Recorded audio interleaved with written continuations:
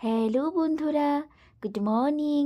আমি মিতা নতুন একটা ব্লগে তোমাদের সবাইকে স্বাগত জানাই। আজ হচ্ছে মঙ্গলবার আর এখন বাজে সকাল 6টা মতন। আজকের ব্লগটা আমি এখন থেকে শুরু করছি তোমাদের সবাইকে সাথে নিয়ে। আর আশা করছি ব্লগটা তোমাদের অনেক ভালো লাগবে আর ব্লগটা তোমরা প্রথম থেকে লাস্ট অবধি দেখবে। সকালে ঘুম থেকে উঠে দরজা খুললাম আর তারপরে কিন্তু ঘরটা ঝাড় দিয়ে নিয়েছি। আর ঘরটা ঝাড় দিচ্ছি আর দেখো দুটো কুকুর এসে উঠোনের সামনে বসে রয়েছে। তাই ভাবছি কি ব্যাপার, আজকে সকাল সকাল এরা দুজন কেন চলে এলো। তো যাই হোক, এরা সকাল সকাল যেহেতু এসেছে সেহেতু এদেরকে বিস্কুটও দেওয়া হয়েছিল, তবে তাও না এরা যাচ্ছেই না, এই যে উঠোনটাতেই বসে রয়েছে। একটু বিরক্তও লাগছিল, কেন বলো তো, এই যে উঠোনটা আমাকে ঝাড় দিতে হবে তো, সেজন্য ওরা উঠোনের মাঝখানেই বসে রয়েছে, সেজন্য একটু বিরক্ত লাগছিল। তবে হাজব্যান্ড বলল থাক, ওদের কিছু বলো না, কুকুর বাড়িতে আসা নাকি শুভ। তো যাই হোক, আমি আর কিছু বললাম না, আমি আমার মতন কাজ করে যাচ্ছি। এমনিতেও আমি না কুকুরদের বাড়িতে এলে কিছু বলি না, কেন কি আমার ভয় লাগে। শুনেছি ওদেরকে কিছু বললে না ওরা মনে রাখে, পরবর্তীতে কিন্তু ওরা আবার প্রতিশোধ নেয়, সেই কারণে আমি ভয়ে আর ওদের কিছু বলি না। তো যাই হোক, এই যে ওদের মতন ওরা উঠোনে খেলা করছিল আর আমি আমার কাজগুলো করে নিচ্ছিলাম। আর এই যে বরমশাই আবার ওখানে এসে আমাকে বলছে দেখো ওর ঠোঁটে একটা কি হয়েছে, ওই জলঠোসা মতন, সেটাই আমাকে দেখাচ্ছিল। তো আমি বললাম কি আমি দেখেছি, ওটা আস্তে আস্তে বড় হবে, ওখানে ঘা হয়ে যাবে কিন্তু, এটাই দুজনে বলছিলাম আর আমার কাজ করছিলাম। সকালটা কিন্তু আজকে ভালোই লাগছে। আমাকে একজন কমেন্টস করেছিল আর সে কমেন্টসে বলেছিল কি আমার বাড়ির চারপাশটা নাকি ওর খুব ভালো লাগে, মানে আমার বাড়ির পরিবেশটা। কিন্তু জানো তো আমার বাড়ির পরিবেশটা আমারই ভালো লাগে না, এই যে বাড়ির পাশে জঙ্গল, এই জন্য কিন্তু ভীষণই খারাপ লাগে। তবে কেন জানি না তোমার এত ভালো লাগলো, তবে কি দেখে তোমার ভালো লাগলো অবশ্যই কিন্তু কমেন্টসে জানাবে। আর ভালো লাগে না কেন বলো তো, বাড়ির পাশে যদি এরকম একটা জঙ্গল থাকে না, তাহলে কিন্তু অনেক কিছুরই উৎপাত সহ্য করতে হয়, এই জন্যই ভালো লাগে না। তবে দেখতে ভালো লাগে, এই যে আমি যে ক্যামেরাবন্দি করছি, ক্যামেরায় এই যে দেখাচ্ছি, এটাতে দেখতে ভালো লাগছে, কিন্তু এর যে উৎপাত সেটা সহ্য করতে কিন্তু একটু খারাপই লাগে, সেজন্য আর কি।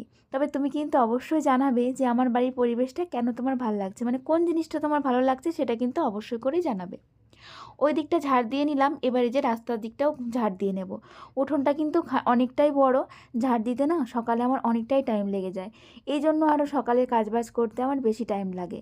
যদি উঠোনটা ছোট হতো তাহলে উঠোনটা ঝাড় দিতে একটু কম টাইম লাগতো, তাহলে আমার কাজগুলো কিন্তু তাড়াতাড়ি হয়ে যেত।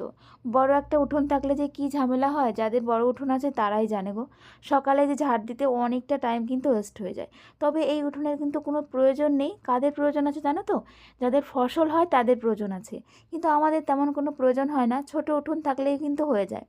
তবে এই যে আগের থেকে আছে সেজন্য ঝেড়ে পুছে পরিষ্কার করে তো রাখতেই হবে। আর এদিকে ঘরে আসতেই চোখ পড়লো জানলার দিকে, দেখছি একটু মাকড়সায় বাসা বেঁধেছে আর একটু ধুলোবালিও পড়েছে, তাই একটু ঝেড়ে ঝুড়ে নিলাম। কেন কি সামনের উপরে জানলাটা তো থাকে, তো যদি কেউ ঘরে আসে না প্রথমে ওখানে চোখ পড়বে, আর ওইখানে যদি নোংরা থাকে তাহলে সবাই একটু খারাপই মনে করবে, ভাববে যে পরিষ্কার পরিচ্ছন্ন করেই রাখে না। সে কারণে এখানে একটু পরিষ্কার করে নিলাম, নিচটাকে ঝাড় দিয়ে নিলাম। আর এখন এই যে চেয়ারগুলোকে একটু ভালো করে মুছে নেব। আর দেখবে বাড়িতে কেউ এলে আমরা কিন্তু বসার জন্য প্রথমে চেয়ারটাই বের করে দিই, আর সেই চেয়ার যদি নোংরা থাকে তাহলে বসতেও তাদের ইচ্ছা করবে না, আর নিজেরও কেমন লাগবে যে একটা নোংরা চেয়ারে বসতে দিলাম, তাই না বলো। সেই জন্য কিন্তু চেয়ারগুলো প্রতিদিন একটু ভালো করে মুছে নেওয়া উচিত। প্রতিদিন প্রতিদিন না হয় একদিন একদিন বাদে এগুলো একটু ভালো করে মুছে নিলে বেশ ভালো লাগে। আর মামামের চেয়ারটা না ভীষণ নোংরা পড়ে জানো তো, আর এটা মুছতেও অনেক দেরি লেগে যায়, এই যে অনেক খাদ টাদ রয়েছে তো সেই কারণের জন্যই। তবে আমি সবসময় চেষ্টা করি এগুলোকে সুন্দর করে পরিষ্কার পরিচ্ছন্ন করে পরিপাটি করে রাখতে। আজ যখন আমি এই যে এগুলো পরিষ্কার করছিলাম আর মোছামুছি করছিলাম, তখন না একটা কথা ভাবছিলাম। কি বলো তো? ভাবছিলাম কি, আজকে যদি আমি বড়লোক বাড়ির বউ হতাম, তাহলে বোধহয় আমাকে এত কাজ করতে হতো না, এত কষ্ট করতে হতো না। কেন কি, তাহলে তো আমাকে হেল্পিং হ্যান্ড রেখে দিত, তারপরে আমি বসে বসে খেতাম, এরকমটাই মনে মনে মানে ভাবছিলাম।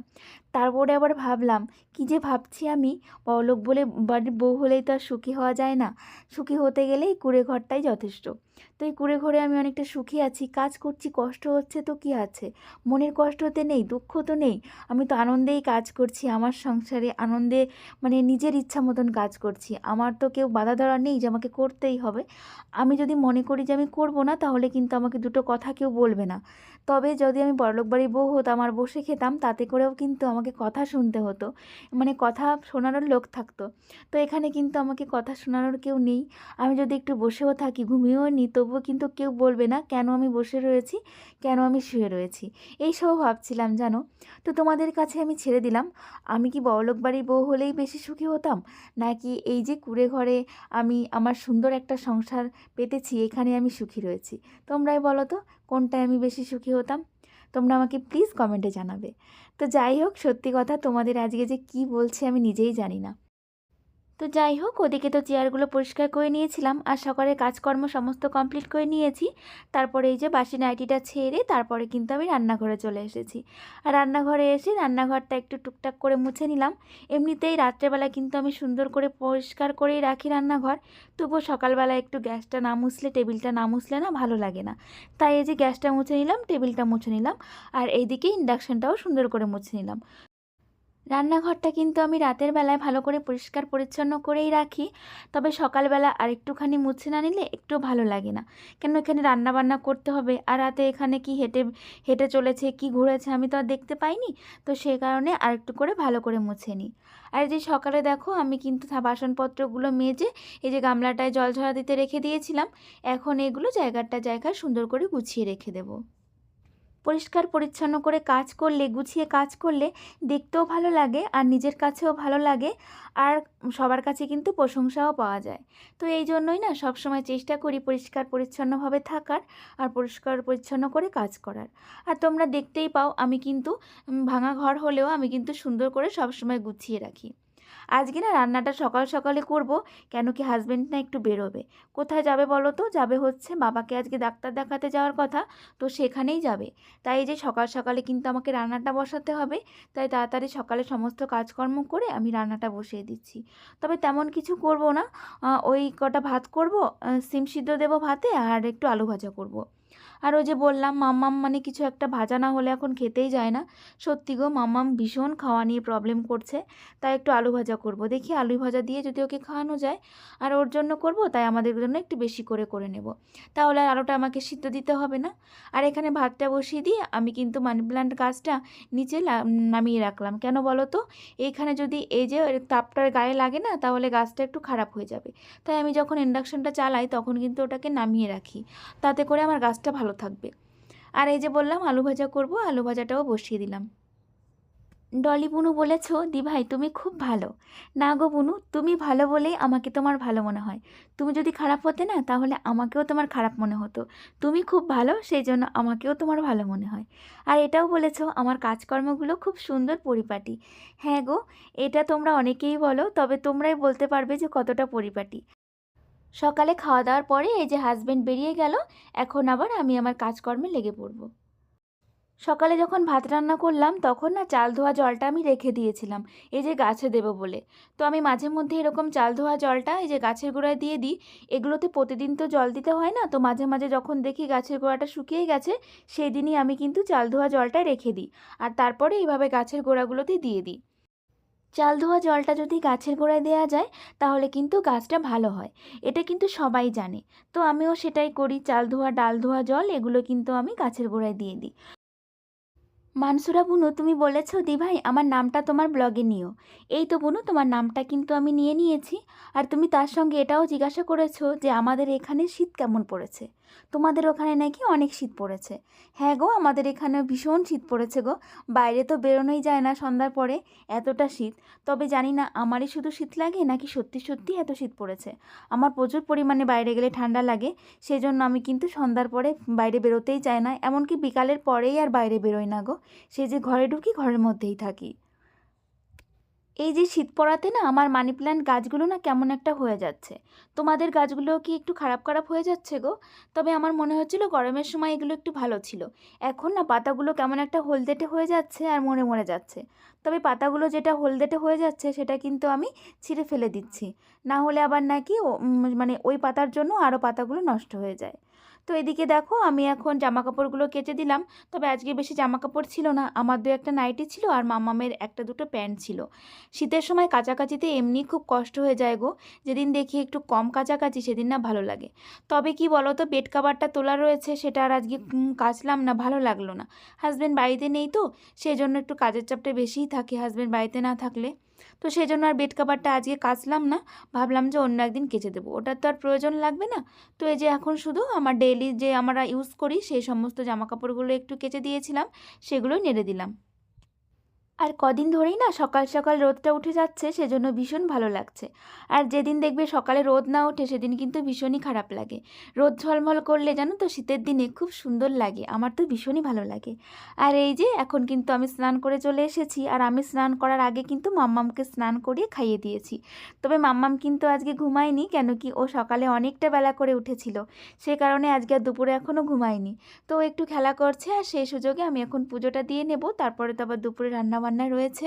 তো এখন এই যে ফুলগুলো তুলে নিচ্ছি, ফুলগুলো তুলে তারপরেই কিন্তু যাব আমি পুজো দিতে। পারমিতা দিভাই বলেছ যে মাম্মামকে কৃমির ওষুধ খাওয়াও, অনেক সময় কিন্তু বাচ্চারা কৃমি হলে ভাত খেতে চায় না। হ্যাঁ গো দিভাই, অনেক দিন হয়ে গেছে মাম্মামকে কৃমির ওষুধ খাওয়ানো হয় না, তবে ভাবছি মাম্মামকে কৃমির ওষুধ খাওয়াবো। তবে কি বলো তো, মাম্মামের না হালকা একটু ঠান্ডাও লেগেছে, হয়তো সেই জন্য হয়তো ভাত খেতে চাইছে না, সেটাও হতে পারে। একদমই খেতে চাইছে না জানো তো। তো দেখি, তাহলে ঠান্ডাটা সেরে যাক, তারপরে হয়তো একটা কৃমির ওষুধও খাইয়ে দেবো। থ্যাংক ইউ দি ভাই, তোমরা এরকম খেয়াল রাখার জন্য। আমার খেয়াল তো রাখোই, আমার মামামের খেয়ালও তোমরা রাখো। আমাকে কিন্তু অনেক ভালো ভালো কমেন্টস করো, এই জন্য তোমাদেরকে অনেক অনেক ধন্যবাদ। আর এই যে এখন আমি পুজো দিতে বসে পড়েছি। পুজো দিতে কিন্তু আমার খুব ভালো লাগে, আর গুছিয়ে গাছিয়ে সমস্ত কিছু নিয়ে আমার পুজো দিতেই বেশি ভালো লাগে। তবে জানো তো, মামামের জন্য পেরে উঠি না।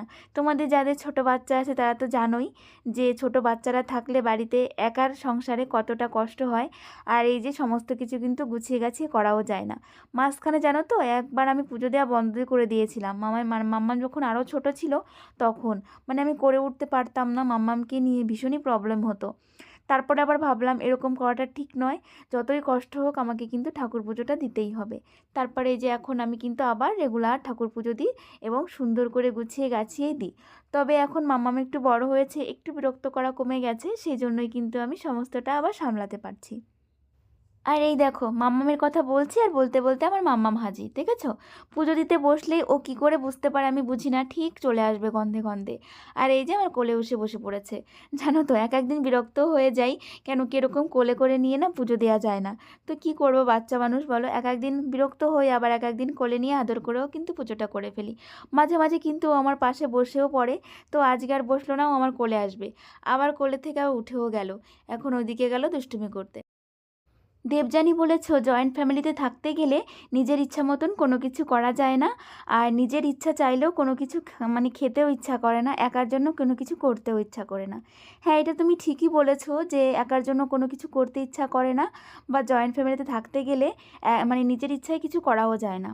তবে কি বলো তো, আমাদের তো এই একটাই জীবন, তো এই জীবনে আমাদের ইচ্ছাগুলোকে একটু প্রাধান্য দেওয়া উচিত, তাই না বলো? আমরা, হ্যাঁ এটাও সত্যি যে আমরা জয়েন্ট ফ্যামিলিতে থাকতে গেলে অন্যের ইচ্ছাগুলোকে আমাদের প্রাধান্য দিতে হয়, এটা ঠিক, মানে আমাদের সম্পর্কগুলো ঠিক রাখার জন্য। তবে নিজেরও তো একটা চাহিদা আছে, নিজেরও তো একটা ইচ্ছা আছে, নিজের জন্য তো বাঁচতে হবে বলো। আমরা আমরা কতদিন এই পৃথিবীতে, বেশি দিন নয় কিন্তু।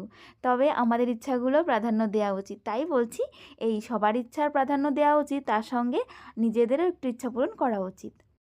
ঘরে পুজোটা দেওয়ার পরে তারপরে কিন্তু আমি তুলসী তলায় একটু ফুল জল দিয়ে দিলাম, আর এখন সোজা যাবো রান্নাঘরে। রান্নাটা আজকে আর তোমাদের সঙ্গে শেয়ার করলাম না, তবে কি রান্না করেছি সেটা অবশ্যই তোমাদেরকে দেখিয়ে দিচ্ছি। এই যে সকালের একটু আলু ভাজা করেছিলাম, সেটা একটুখানি রয়ে গেছে। আর মাম্মামের জন্য করেছি এই যে দেখো পাতলা করে একটু মুসুর ডাল করেছি। এই যে ও জানি তো মাছ খাবে না, একদমই মাছ খাচ্ছে না এখন, তাই একটু ডাল করলাম মাম্মামের জন্য। আর আমাদের জন্য করেছি এই যে উচ্ছে আলু দিয়ে মাছের তরকারি। আর এই দিকে করেছি হচ্ছে আলু, ফুলকপি, আর সেই দিন ডালের বড়ি দিয়েছিলাম, সেই ডালের বড়ি দিয়ে এই যে মাছের ঝোল। তবে লাস্টে কিন্তু এর মধ্যে একটু ধনেপাতা দিয়েছিলাম। আর ধনেপাতাটা কিন্তু মাই পাঠিয়েছিল ওই বাড়ির থেকে। ওই বাড়ি অনেক ধনেপাতা হয়েছে, তাই আমার জন্য পাঠিয়ে দিয়েছিল। আজকের ব্লগটা এখানেই শেষ করব। তোমরা সবাই ভালো থেকো, আমরাও ভালো আছি। তোমাদের সবাইকে টাটা।